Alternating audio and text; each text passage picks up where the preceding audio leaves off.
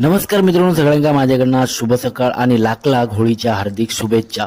तर खाली गेले तर हे पोरगे सगळे बसलेले लहान लहान पोरगे तर शांततेत मस्तपैकी बसलेले, कारण की यांच्यानी 5 मिनिटं अगोदर लय मोठं कांड केल्याने कांड असं केल्याने की सोनूची आजी सुकत घातलेल्या कपड्यांवरती यांच्यानी रंग उडवलं आणि रंग उडवून झाल्यानंतर सोनूची आजीने यांची चांगली भोसडपट्टी काढलेली।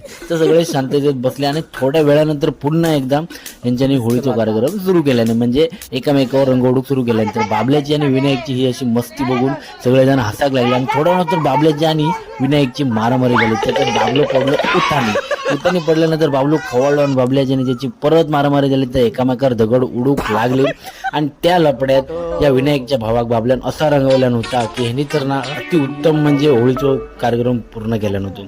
बरेच दिवस झाली मंदिराच्या त्या एका बेळ्यात होता जनावर होता, जवळजवळ 3 ते 4 दिवस जनावर होता आणि पोरांका रोज दिसा पण ता जनावर बाहेर येऊ बघी पण लोकांच्या आवाजांमुळे ता आतमध्येच राहू। तर त्याच्यासाठी मी बनवलं होतं एक स्पेशल ट्रॅप, पाईप आणले घराकडनं आणि गोंत्याची पिशवी आणले आणि बनवले मी ट्रॅप बनवून झाल्यानंतर त्याची वाट बघत आता ट्रॅप तर ठेवले पण ट्रॅपच्या आतमध्ये जनावर घुसत की नाही ह्याची आमका खात्री नव्हती। पण थोड्या वेळानंतर जनावर बाहेर इला ह्या तुमका बघू भेटतच, पण त्या इला त्या पाईपाच्या वरती जाऊन ठेवला, कारण का त्या दिसासाठी मी ते ठेवले होते फोन माझू आणि जवळजवळ 15-20 मिनिटात तरी झाली त्या बाहेर येऊसाठी आणि बराच वेळ झाल्यानंतर त्या गेला पाईपाच्या आतमध्ये, म्हणजे काम आमचा 101% पूर्णच झाला असं समजा। पण थोड्या वेळातच पोरांनी ह्या गडबड केल्यानंतर तुम्ही बघू शकता तर परत जसा पाईपाच्या आतमध्ये गेला तसा तिने यू टर्न मारला आणि परत त्या बिळात गेला।